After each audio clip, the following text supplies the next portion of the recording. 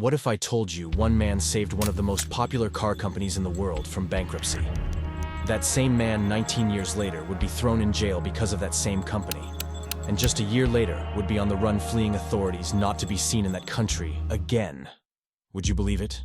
Nissan, one of Japan's oldest and most respected automakers, faced a dire financial crisis in the late 1990s that brought it to the brink of bankruptcy. The combination of strategic missteps, economic downturns, and intense competition created a perfect storm that almost sank the company.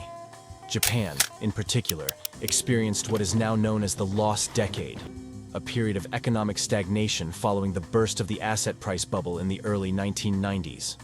This economic downturn had a profound impact on most Japanese companies. By 1998, Nissan was burdened with approximately $22 billion in debt. The company's operating profit margins were razor thin, and it was struggling to generate enough cash flow to cover its debt obligations. The financial markets lost confidence in Nissan's ability to turn around its fortunes, leading to a downgrade in its credit ratings and increased borrowing costs. Nissan needed someone to turn around the company and do it quickly. And they found the guy to do it. Meet Carlos Ghosn.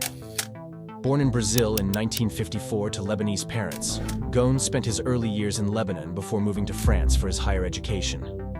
He graduated from the prestigious École Polytechnique and École des Mines, equipping him with a solid foundation in engineering and management. Ghosn's corporate career started at Michelin, where he quickly rose through the ranks, demonstrating an exceptional ability to turn around struggling divisions. His reputation as a turnaround specialist caught the attention of Renault, the French automotive giant. In 1996, he joined Renault as executive vice president, overseeing the company's South American operations. In 1999, Ghosn took on the challenge of rescuing Nissan. As chief operating officer and later CEO, Ghosn implemented radical cost-cutting measures, closed unprofitable plants, and negotiated significant alliances. His efforts resulted in the Nissan Revival Plan, which restored the company's profitability within a few years. Ghosn's success earned him the nickname "Le Cost Killer" and solidified his status as a global automotive leader. For years as a top executive, he led Nissan forward. Even Time magazine once put him ahead of Bill Gates among the 15 most influential global business executives. But by 2018, it all came crashing down. On November 19th, Carlos Ghosn landed at Tokyo's Haneda Airport aboard his private jet.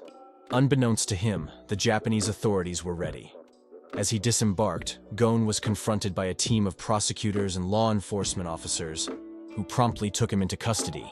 The arrest was executed with precision, catching Ghosn completely off guard. I want to ask Susan and James and Lee about this Carlos Ghosn news, because Susan, you've interviewed him. You understand probably Japanese business practices and law a lot better than most people in business news. So. Thank you. Well, yeah, I did. I have interviewed Carlos Ghosn many times, and you know, in Japan, it's a very insular domestic market. So if you're a foreign CEO and they have found what they call misconduct, which is underreporting, these are allegations of underreporting his salary, therefore putting in fraudulent securities documents, they do not take this lightly. He's also being accused of misusing company funds as well. Renault, of course, taking over Nissan. He only stepped down as CEO last year, and I would say that you know, they do find these allegations to actually be, there are some you know, there's evidence to back it up. It's not going to be easy for Carlos Ghosn. Shortly after the arrest, Nissan held a press conference announcing that Carlos Ghosn had been detained on charges of financial misconduct. The company revealed that an internal investigation had uncovered significant evidence of wrongdoing, including underreporting his income by tens of millions of dollars, misusing company assets, and making inappropriate payments to business partners. Nissan's CEO, Hiroto Saikawa, publicly condemned Ghosn's actions and emphasized the need for transparency and accountability. Pretty straightforward, right? Well, this was about to get a lot more messier.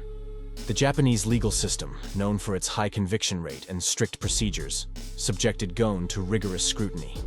He was detained for over 100 days in harsh conditions before being granted bail. Ghosn vehemently denied the charges, claiming they were part of a conspiracy by Nissan executives and Japanese officials to prevent a deeper integration between Nissan and Renault. Ghosn's arrest and the subsequent legal battle revealed deep rifts within the Renault-Nissan-Mitsubishi alliance. The case became a symbol of the cultural and operational tensions between the French and Japanese automotive giants. While Ghosn faced legal jeopardy in Japan, his allies and critics engaged in a public relations war, further complicating the narrative. Is Carlos Ghosn on the wrong side here, or is there something else going on? We don't see any evidence that he's done anything wrong. He's perhaps not the most humble person in the auto industry. I know there's some 90 books about him, and he's contributed to all, but other than perhaps a lack of humility, we can't see how he's done anything wrong. And we haven't seen the evidence, and certainly Nissan and Renault haven't produced any such evidence. And it's crazy. It is definitely a prosecutorial overreach.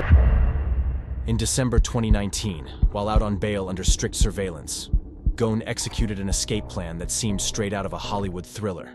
With the help of former Green Beret military veteran Michael Taylor, Ghosn was smuggled out of his Tokyo residence. The escape plan was meticulously orchestrated. Ghosn was reportedly hidden inside a large music equipment case and transported to a local airport. From there, he was flown to Turkey in a private jet and then on to Lebanon, a country with no extradition treaty with Japan. Upon his arrival in Lebanon, Ghosn held a press conference where he lambasted the Japanese judicial system, describing it as rigged and unfair. He maintained his innocence and portrayed himself as a victim of corporate and political intrigue. Ghosn's dramatic escape captivated the global media and turned him into a controversial figure, simultaneously admired for his daring escape and criticized for evading justice. Carlos Ghosn's escape led to significant international fallout. Japan issued arrest warrants for Ghosn and the individuals who assisted in his escape. The case strained diplomatic relations between Japan and Lebanon, with Japanese authorities demanding Ghosn's extradition and Lebanese officials resisting such efforts. In Lebanon, Ghosn continued to assert his innocence and advocated for judicial reforms in Japan. He engaged in public speaking, authored a book detailing his side of the story, and remained active in the media. His escape and subsequent life in Lebanon raised questions about international legal cooperation, corporate governance, and the ethics of evasion. The case also had profound implications for the Renault-Nissan-Mitsubishi alliance. The leadership vacuum left by Ghosn's departure led to significant restructuring within the companies. Nissan, in particular, struggled with declining sales and internal strife, highlighting the complex legacy of Ghosn's tenure. Carlos Ghosn's story is a complex narrative of triumph, scandal, and controversy.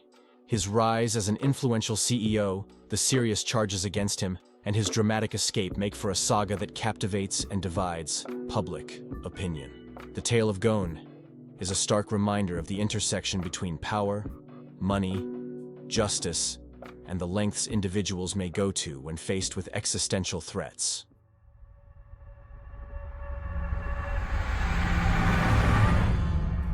You are regarded as a fugitive by others in the world. And that's not going to change, is it? Well, you have to explain. You know, people don't like fugitive when the fugitive is escaping justice. It's a different opinion when a fugitive is escaping injustice. You know, I don't think that people look at people who run from North Korea or from Vietnam or from Russia under the communist regime as people who are running from justice. Well, frankly, I can tell you that, in the system in which I've been through, I consider that there was practically zero chance I would get a fair trial. With zero chance of getting a fair trial, I don't think this is justice. I was not running from justice. I was looking for justice.